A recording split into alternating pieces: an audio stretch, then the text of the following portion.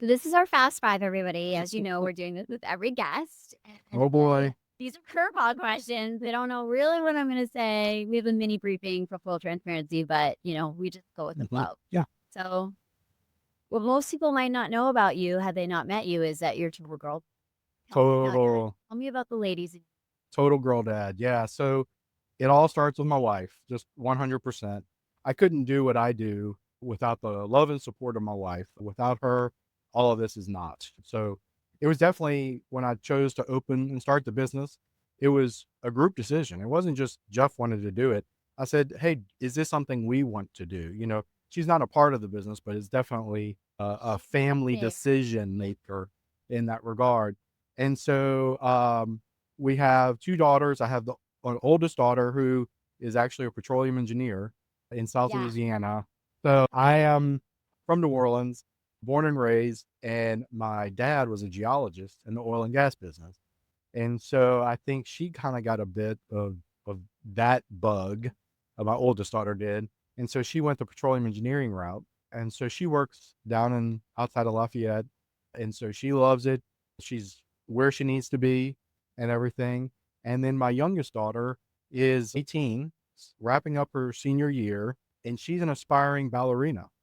And so you couldn't have two polar opposites on the daughter spectrum, that is, as far as career choices and everything else. She's pre-professional at this point, but we have a lot of hopes for her to continue to pursue her art of dancing professionally. And I think she'll have, opportunities in that role.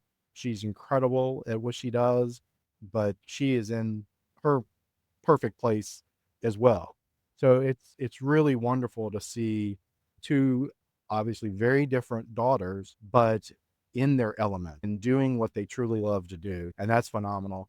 And then I will go ahead and just say this because dad did pass away a few years ago. So now it's mom, and I include mom in the mix as well. So it's whenever we get together, I'm outnumbered by far. And so I had to balance the act a little bit. And so our dog that we have are boy dogs. So they're helping me hold down the boy fort, but it's all good. I couldn't imagine it any other way. I love my family more than anything.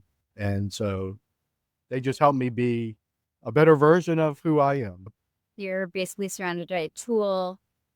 And what does your daughter wear overall? Yeah. So she's thankfully out of that. But yeah, you would wear a jumpsuit, Jumpsuits and tutus. jumpsuits and tutus. Yeah. So depending upon your role on an oil rig, depends on what color jumpsuit you're wearing. Oh, tell me what. Yeah. Everyone sort of holds a different responsibility based off of typically the company that you work for. And whatever your role is, it's a big drill that goes down into the earth. And so, depending upon what role you play, determines what color your jumpsuit is, and they can know at a moment's notice who's doing what role. Yeah. So, thankfully, she's not really doing that anymore. She's more of a supervisory type role now. But yeah, definitely her first year, she was going out on the oil rig every 2 weeks. It is amazing. Yeah. I've heard you talk about bourbon and you are, Mm. would you call it a connoisseur? What's the lingo about? Because you're not like just swinging back like shots. Oh, no, It's not yeah, I guess it all depends on who we're talking to or who's in the room. Because 'cause I'm sure in many circles, I'm just a novice.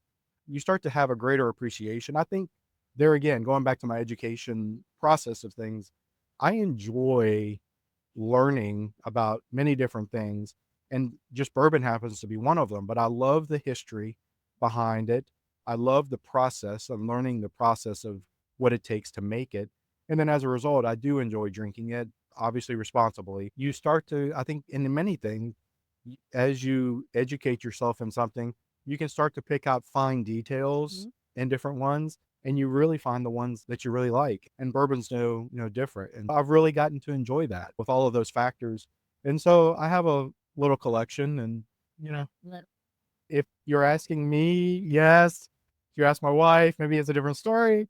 But I enjoy the social aspect of it, enjoying it with friends. Just come over, have the 1.5 ounce pour, and just really enjoy or try and sample different ones and see how they each are a little bit different and talking about it. Have a particular flavor profile that you appreciate about bourbon?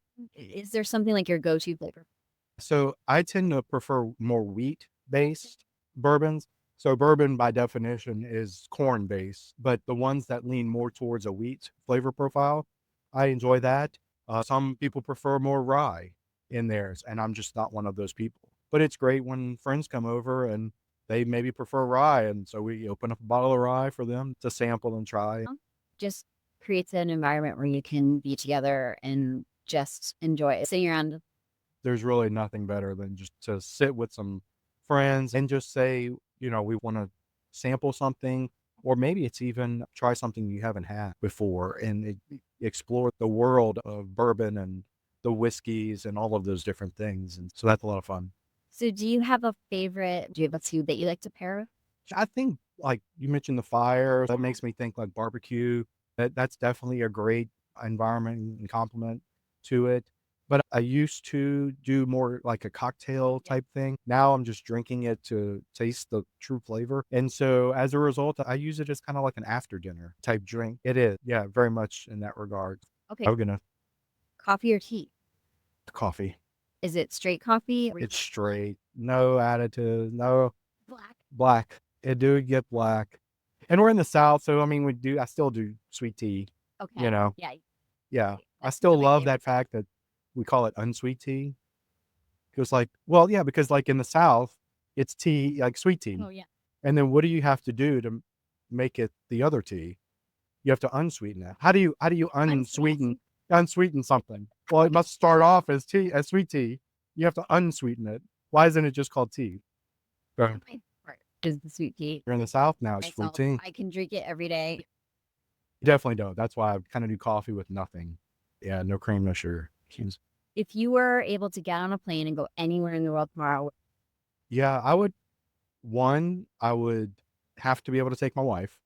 clearly, So yeah, I'm not any trip worthwhile is with those that you like. So definitely because it's who you're with rather than where you are. So, but if I had to choose, I would say it's been on our bucket list for a while, both of ours, is to go to Italy. We've never done it. We have traveled internationally, but we have not done Italy yet. And we really want to go and experience that. But that's just what's at the top right yeah. now. There's many places that we want to go to. And at some point we want to travel. Right now I'm doing a lot of ballerina dance trips. Yeah. Yeah.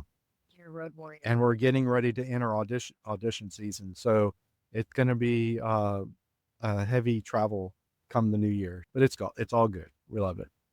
And I have one last question. What is your favorite thing about being in Birmingham and living? You're still in the South, but especially where I came from and being in New Orleans, like we consider Birmingham the North, right? It was the North based off of where I was born and raised. And so I love Birmingham and the surrounding areas because you to get to the airport or to go to different trips, it's so much more convenient because I've spent time in Atlanta and other big cities. And when it takes you half an hour or an hour just to get where you're trying to go, it's not as convenient. Now, we still have traffic, but comparatively, for the food scene, for the activity scene, and all the things that you want to do, for the most part, we still have all those things, and yet we don't have the same kind of congestion or traffic just yet. So it's still a big city feel, but not massive city type feel. And so that's what I love. And this is home now. This is where we raised our family. This is where my company was born. And so there's a lot of reasons for us to call this home. So yeah, we love it. Thank you so much.